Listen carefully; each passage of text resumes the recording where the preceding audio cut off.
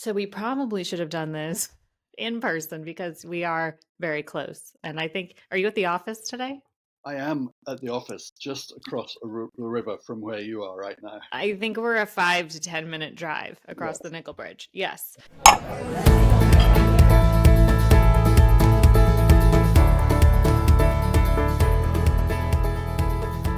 So, how does someone then from the UK get to Richmond, Virginia? Because I find, and I recently relocated here, as you know, and I find it to be a very random place to end up.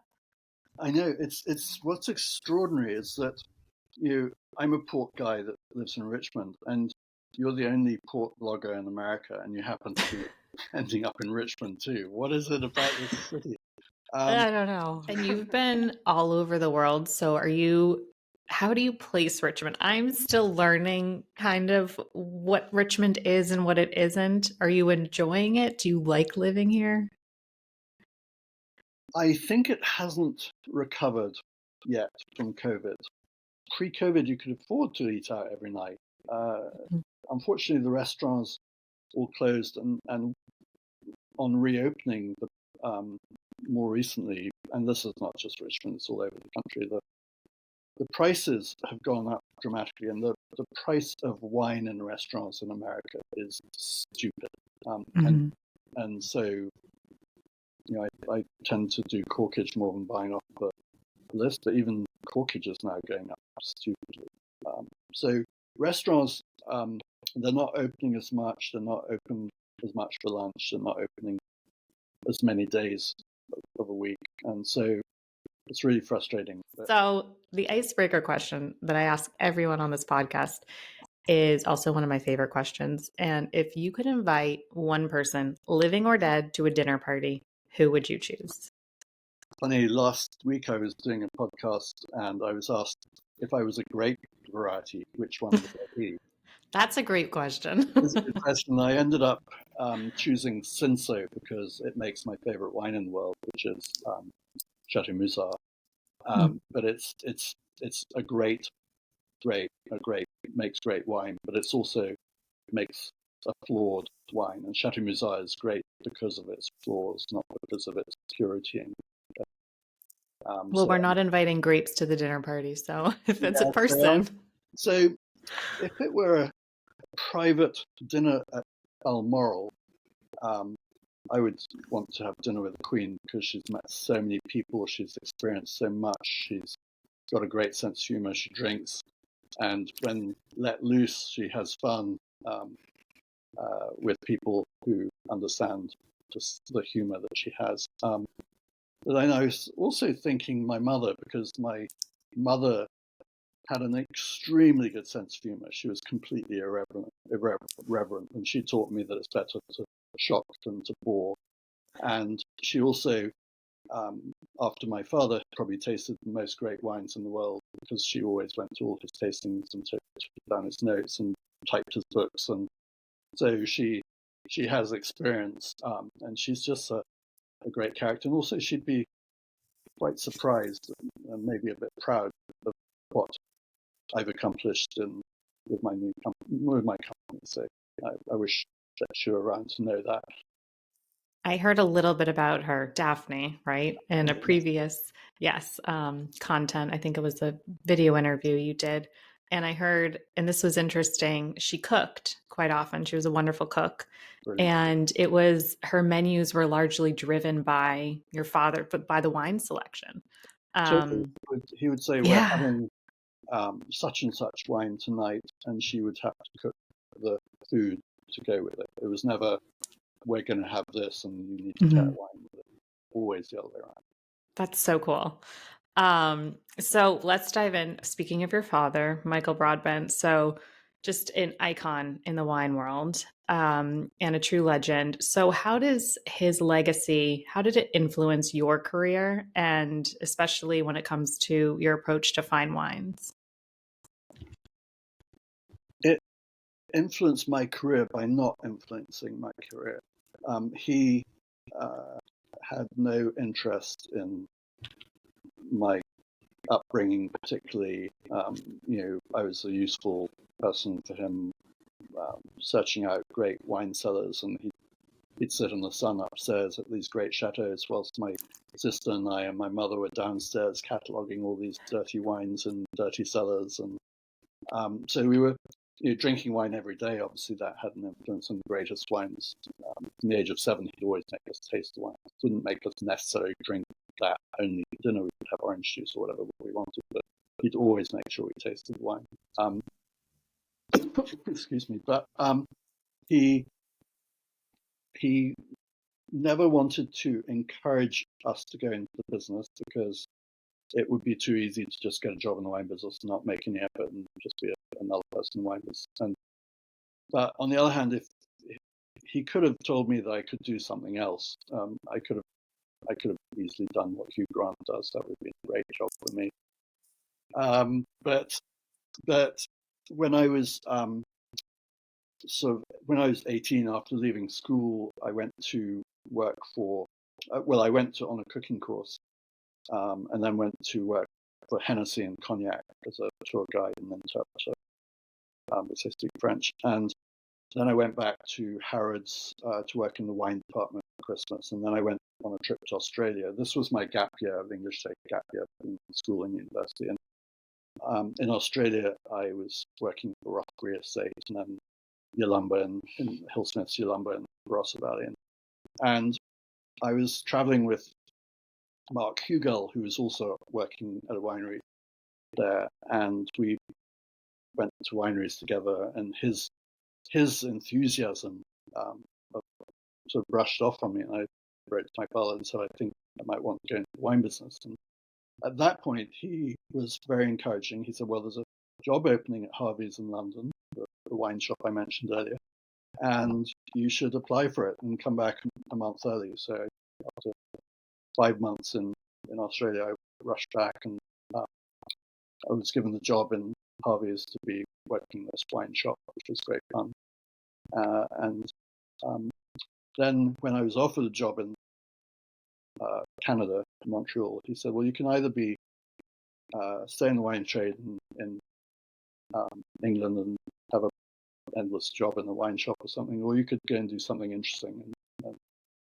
So he encouraged me to go and get a job in Canada. So you've been instrumental in really popularizing fortified wines in the States, specifically Madeira and port. And I would argue, though, Madeira was mainstream in the US pre-prohibition, right? I mean, George Washington. Pre-prohibition. Yes, George Washington, I think, drank a bottle for dinner every night. A pint of Madeira every day for dinner. The Constitution and Declaration of Independence both toasted with Madeira. Betsy Ross was saying it, drinking it when saying the flag. It was the biggest selling wine in America until Prohibition, and then it got forgotten about until the Symington family bought the Madeira Wine Company and asked me to relaunch it. Right. So there has always been that American connection. Yes. But what about port? I mean, what's the connection with port in the US, would you say? So none. I mean, when I moved to America in 1986, I would go into, a ruby port was like $6 back then. I would go into a wine shop in, say, some place in New York State, and go in with my ports and try and persuade a little wine shop to buy a port, which they're going to try and sell for $6, when all they knew of port was pints of domestic stuff that is called port, but it's not really port. Port style, yeah. Yeah, that's sold in paper bags. They brown paper bags. The bums buy these things and drink them. Sounds about right. Yeah, I mean, basically that was what I was up against. So I spent, I think my first week on the job was traveling around. I did 3 states in one day, a seminar in the morning, a seminar in the afternoon, and an evening seminar. I was just on the road constantly in America, going around tasting, people on port doing tastings, teaching port, setting up distributors, most of whom didn't have port. And interestingly, so back then in '86, apart from the cheap sort of non-port stuff, the only other people drinking port were old men in their clubs, fancy clubs, sitting in stuffed armchairs, sipping on a glass of port. Other than that, it was 7-year-olds were the only ones. So I saw it change completely. It went down to 60-year-old men, and then 50-year-old men, and then it went down to 40-year-old men, and women started drinking it with the 40-year-old men women started becoming interested in it. Then 30-year-olds, and then I was in San Francisco. I knew that port was going to become mainstream when I was in San Francisco, in front of a group called the Spinsters of San Francisco, who are women aged 21 to 32, and So true spinsters. yeah, and all single, had to be single, Yep. and I was pretty much in heaven doing a tasting in front of 300 women, and doing a seminar, and one came home with a date, and two realized that they loved the port, and a ton of them were buying ports to give us Christmas gifts. So at that point, I knew it was going to be mainstream. And by the time, part of my job as an importer was I was doing staff trainings. I was telling restaurants how to present ports. I was saying put the ports in the front page so that people won't buy them to begin with, but the seed is planted so that they know port is there and they can buy it after dinner. And today distributors don't teach; they just try and get the sale. Sadly, when I left the Symingtons after 10 years, in 1996, I left to start my own brand, Broadbent. And also we were appointed, my new company, Broadbent Selections, was appointed to be the importer for Barrera, Offaly, and Quinta de Crasto. So Broadbent was really sort of a side gig to my main thing, being an importer of great ports. But when I left the Symingtons, they didn't replace me. They had someone go in to run the company. Someone who I hired and runs the company to this day, Premium Port Wines, Peter Scott. But they didn't replace someone, the foot soldier, the soldier in the trenches, going out teaching about port, doing port tastings everywhere. Yeah, they have regional managers who manage the distributors like any other import company, but they didn't replace. And I continued a little bit doing it myself, my own brand and my own Madeira as well, Broadbent Madeira. But at the same time, I became a mainstream importer of other great wines like Chateauneuf and the portfolio which we have today, which is probably one of the finest portfolios in America. But so I didn't have the time to be just continuing the building of this. And Roy Hirsch, he's fantastic. I know you've interviewed him, but I remember him writing to me and saying, I'm going to visit. This was, I guess, in the 80s back. He wrote saying, I'm going to Porto. I really want to have lunch at the Factory House. And it was like a 3-page fax. And I read this and thought, this is someone who's really serious about port, and he deserves to. So I wrote to James Symington, and I said, you have to invite this person to the Factory House. And Roy wasn't a wine port writer. He was nothing but an enthusiast at that point. He was working for a Marriott Corporation or something. And James Symington didn't have the vision to see what was in front of him. It's a little bit sort of naive and short-sighted, because today Roy Hirsch is I would say, the number one export of port in the world. Yeah, I call him the godfather of port Yeah, wine. he definitely took over my mantle as the number one American port expert, but now he lives in Portugal, so I'm back to being the port expert in America. So, Holding down that Richmond fort. yeah, but he's done so much greatness for the port industry, and I think what you're doing is fabulous too, is getting the word out. Yeah, well, I want to unpack that a little bit more because I do remember when we had lunch this past fall together, and you did use the word mainstream to describe port's place in America just a few decades ago.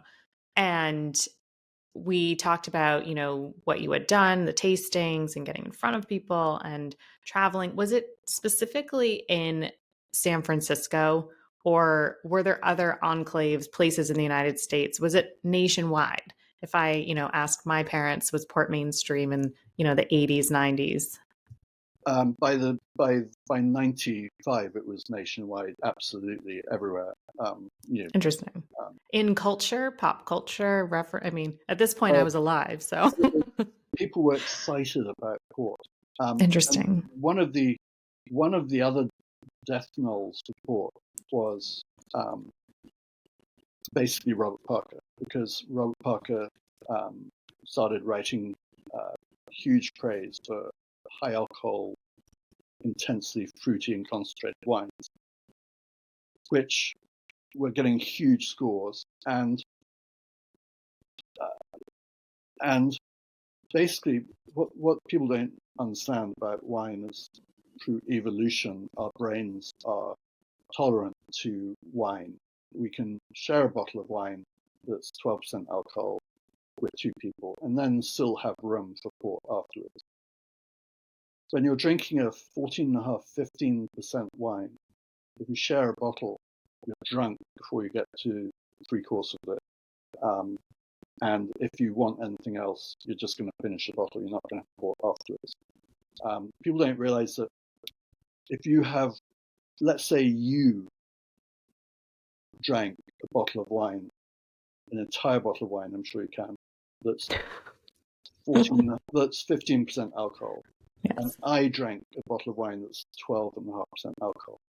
The difference in alcohol content that you had over me is 3.5 bottles of tonics. So would you Wow. drink a bottle of wine and ask for 3.5 bottles of tonics? Your friends would think you're mad, but that's what you did if you drank 15% alcohol wine versus 12. Interesting. So that little percentage makes that much of a difference. Yeah. Or let's say you have 2 4-ounce glasses of wine that are 14.5% alcohol. Mhm. You're over the drink drive limit. If you have 2 4-ounce glasses of wine at 12% alcohol, you're under the drink drive limit. 12% is what wine should naturally be. That's 12.5% should be. But most wines you find on the shelves today are 14 or 14.5. Of Interesting. course, Vino Verde has become hugely popular, but particularly our Broadbent Vino Verde is doing extremely well, and I love that wine. thank you. It's 9% alcohol. Yeah.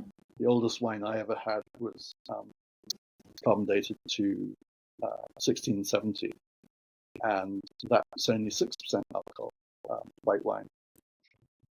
You did once say, perhaps more than once, that you don't trust people who don't drink wine. Why is that? Um, it's kind of like I don't trust people who don't like dogs. Or That's fair. if my dog doesn't like someone, there's a problem there. They sense things which we can't see, and usually they're right. I've met Trump 2 or 3 times, twice at We're getting Mar-a-Lago. right into it. Twice at Mar-a-Lago, and the first time I was doing a tasting there, and he walked into the room, and I asked him to join us, and he declined. And I didn't realize at the time he doesn't drink. So that was a disappointment.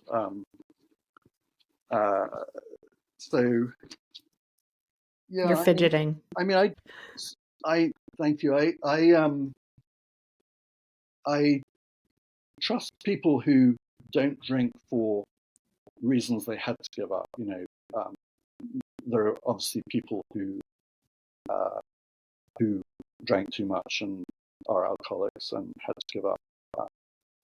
But wine is just such a convivial way of spending wine, especially port. Port is the difference between eating and dining, and civilized conversation is always over wine.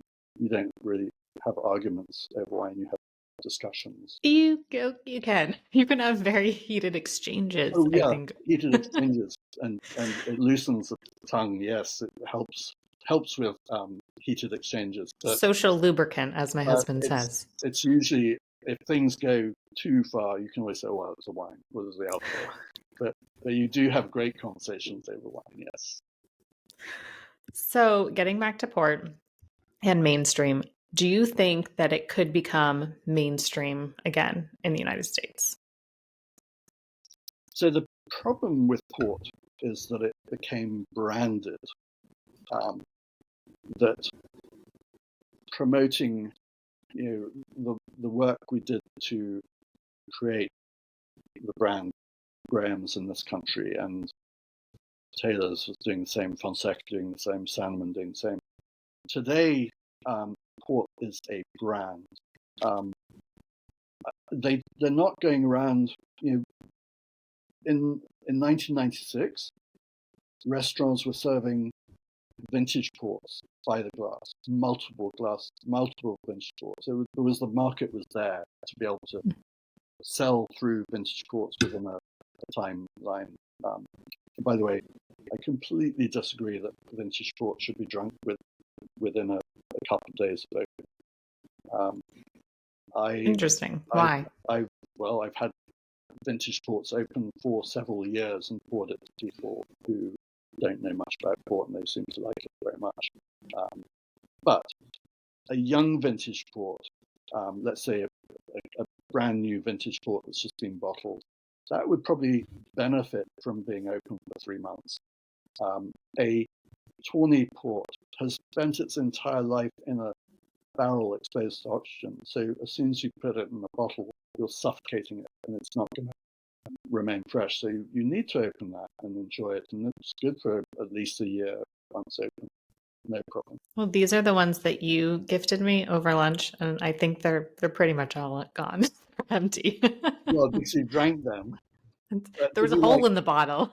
Did you like them? I did. The 40-year was exceptional. Yes. Okay, and so I can tell you that those were open well over a year. Interesting. And I didn't tell you that because I didn't want to prejudice you, but I want they are great. Even an old vintage port. Okay, maybe it's a 1927 vintage. I might want to open it and drink it within a week. But even old vintage ports last. They don't go off. They might lose their freshness, but they're not going to go off. Yeah, and I didn't serve them. I do actually like my tawnies slightly chilled, but I took your advice and drank it room temp, which was fine. I didn't want to over-Americanize it by ruining a good thing. It's winter. We're having our coldest winter in Richmond ever. So I know, but I'm from New England. This is like tropical. It gets in the 40s, which is pretty temperate.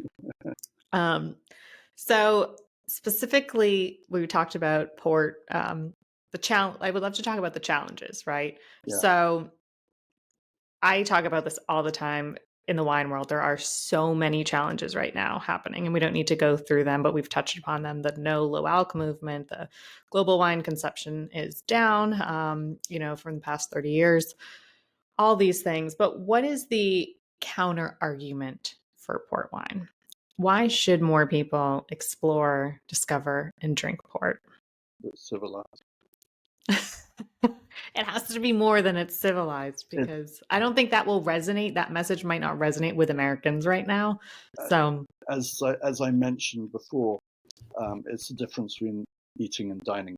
You can go and have a meal with someone and finish with a last wine with your meal, and then the evening's pretty much over. But as soon as you open a port, the evening is really beginning, because it's when the really good conversations start. And I'm amazed by how much people do drink when you do open wine at a port at a dinner party. So let's say you've got 20 people at a dinner party. I do this with my employees. I've done it with some customers. And I figured, okay, we'll probably need, I open a Magnum for that. And it's amazing how quickly they go through a Magnum, and then you might open another bottle, and then another bottle, and then another bottle, and then, and then you figure, surely they're not going to drink more, and you open a half bottle, and that goes down too. But I've done these dinners where with say 16 people, where we've had champagne, English sparkling wine, Guzzle to begin with, and then white wine and then maybe a couple of reds with dinner, a dessert wine, and then we'll still go through 5 or 6 bottles of port. And that's when fun starts. And I think we must start having fun again. This world has become too serious, too boring, too divided. We want people to come together, and port is a good way to do that. Plus, it's healthy. And I think we need to stop the World Health Organization and the Attorney General from these stupid comments about no alcohol is they say that loneliness is one of the biggest health issues in America. Well, people don't drink a bottle of wine. They buy a bottle of wine to share with people. So wine is actually countering the loneliness problem. If that's number one, the health problem, loneliness, then wine is a good aspect of that. Wine in moderation is very healthy. And the current neo-prohibitionists who are teaching kids at school that no alcohol is, it's the most appalling thing, because there is so much research on how wine is healthy. And my parents' drinking habits, I don't even know about that. There have been a lot of, speaking of the party, I don't know, The Atlantic wrote a wonderful piece just about talking about America's loneliness, and particularly people aren't partying as much anymore. And there's another article about champagne sales are down because people aren't feeling celebratory. And the morale, I think, nationally, we could, as I like to say, the Starboard slogan is America needs a drink, because I think that would just kind of at least elevate things and provide a little levity. Things don't have to be so heavy, so serious. What are your thoughts, though, as it relates to the Surgeon General's suggestion that there should be warning labels, specifically cancer warning labels on alcohol? Well, we should put on everything. Burgers, everything can cause cancer, pretty much. But I am a huge fan of ingredient labeling on wines, because a wine like Chateau Musard would just say fermented grape juice. That's it, nothing added. But some of these big commercial wineries making homogenic wines, I think we need to know what's in those bottles. But cancer from wine, you'd have to drink so much you'd be dead from cirrhosis before you got cancer. I do have some hope. I'm watching my daughter and her friends who are at American University in DC, and yes, there are some young people who don't drink, but I'm seeing the partying and the drinking as much as ever, and I have hope that this next generation is going to see the ridiculousness of the Attorney General's comments and just ignore it. Well, my other slogan for Starboard was save your first drink for last, meaning if you only have one drink, make it port, and it's a 3-ounce serving, and technically you're drinking less. It's moderation, and you get antioxidants. So that's my selling point. I love it. Yeah, we just need an echo chamber to get that message across. It's a smaller amounts. You don't have to. Restaurants, you go to a restaurant today and order a glass of wine, the wine is going to be they're probably getting 4 glasses from a bottle. And when I was growing up, it was always 8 glasses to a bottle, and my father drank. He started off with champagne every day for breakfast because the That's orange incredible. the orange juice was so boring without champagne in it. But Every morning? Every morning, and my mother too. But then they wouldn't have anything till 11 o'clock. The morning coffee at Christie's was so horrible. He'd always give someone Madeira. But then he wouldn't have anything till lunch. But he'd have a Bloody Mary or something before lunch. But then he'd have white wine and red wine with lunch, which is not drinking, that's eating. Wow. And then he always had port after lunch. And then it was usually a tawny port after lunch. And then he would have nothing else except the afternoon tea at Christie's was terrible. So he'd serve someone Madeira then as well. And then before dinner, he had a gin tonic or whiskey or something. And then white wine, red wine for dinner, and then he would have port after dinner. But his doctor said, because of his heart, his doctor said, Michael, you have to have something to drink every day with alcohol in it before you go to bed. So before bed, he has a Grand Marnier. Doctor's orders. Yes, but he died at the age of 92. He got married. That was my follow-up question. How old was he? He died at 92. Okay. Had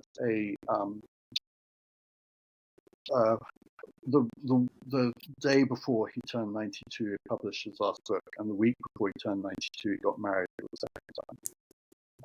And then that was on May 2nd, so April 2019, he got married for the second time. But in June, he fell off a chair and broke his back. But they fixed the chair, so that's good. There's the British humor. Then my grandmother, I was taking a girlfriend to England before I was married, to have, and we had dinner with my grandmother, and my girlfriend, who was American, was about to have water, and my grandmother sort of and so the girlfriend said, "What's wrong?" And my grandmother said, "It's water. I don't know how people can drink that." And my girlfriend said, "Well, don't you drink water?" And my grandmother said, "No, never do, never have, and never shall." And so my girlfriend said, "What do you drink?" And she said, "Well, I drink wine, coffee, or tea." And then my girlfriend said, "Well, what happens if you're just thirsty and want to drink?" And I said, "Grandmother, well, I drink gin or whiskey." My last question for you, I won't take up too much more of your time. And obviously we know the answer to it, but I have to ask because it's the closing. So do you drink port, but specifically describe for me your ideal scene? Where are you? Who are you with? What are you drinking? Yeah. Yes, I drink port. What am I drinking? If I'm drinking, I'm either drinking a tawny port, like a 20-year-old tawny, but a vintage would be ideal if it's mature and if it's at the right time. So one of the best food and wine pairings in the world, other than bananas and Madeira, is port and cheese, port and Stilton cheese, blue vein cheese. At Christmas time, I usually get some Stilton cheese and we drink it with port after dinner. It is spectacularly good. But I think a mature port. One of the advantages of the fact that the port market is not humongously strong at the moment is that you can still get mature vintage ports at very reasonable prices. So, if you look around, you can probably get ports in the 80s or 70s or around $100. And tawnies, a good 20-year-old tawny is probably going to be about $45-50. We have a wine called Auction Reserve, which is a reserve, our version of a reserve wine. Obviously, auction because it's heading back to my father's auction days. But so that's a sort of one step down from vintage port. Some reserve styles are what I would say is a step up from ruby, because they're mass-produced wines. Ruby is the lowest common denominator port, but most of the big brands' reserve wines are step up from ruby. Ours is made and it's a micro production, and so ours is really very, very high quality, step down from vintage. So if I'm not drinking a vintage port, Broadbent Auction Reserve is a good alternative. You just basically went through all the styles of port almost. So is there a specific, though, describe the scene a little bit. Are you at home at a dinner party? Are you like, what is your favorite element to be drinking port? I like being at home or at a dinner party because the advantage of being at home is you're not driving anywhere and you've got many more bottles in the cellar to fill up and need more. I'm not so keen on it in a restaurant because the prices they charge are silly. A friend's dinner party, yes, I enjoy that, especially if it's a country house or something in the. The best place to drink port of all, of course, is in the Douro Valley, at one of the quintas, maybe lying on a lawn watching the shooting stars. But no, I do like drinking port, and I do serve it at dinner parties. So need to have more dinner parties. That's the problem. Well, I hope to see you around town now that we're so close. Yes, absolutely. And one last thing, though, can I see, because I heard a jingle of a caller, and I think Chloe might be in your office today. Do you have a special guest? Yes, Chloe. Look. Oh, I can't wait. Hey, Chloe, are you a good girl? Who is it? Who is it? Gonna go for a walk? She's on the screen, not outside. Look. Hey. There's a squirrel. Treat? Squirrel? Squirrel. Cookie? Port wine? We did have The world needs more dogs and port wine and celebrations. Yes, absolutely. Yes. Well, thank you so much. Any closing remarks, anything I didn't ask that you wanted to share with the American audience who know somewhat little about port, less than they did in the 80s?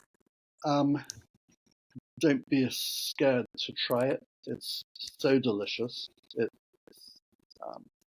When I was initially launching port, I was going to these public tastings where all these tables of wine around the room, and in this 1980s, 86, maybe 87, and people had no clue what port was, and they would say, come over, and they'd look at it and say, what's that? And I'd say, it's port. It's a lovely sweet dessert wine. And they say, oh, I don't like sweet wines. And I say, oh, well, this one's a dry one. And of course it wasn't. It was the same port. And they'd taste that and they'd absolutely love it. They would relish it. Love that. Thanks for listening to Drink Port, a podcast from Starboard. Interested in being featured? Visit starboardwine.com/podcast to learn more. And don't forget to subscribe to the newsletter so you can join the venture to a new port. Cheers and drink port.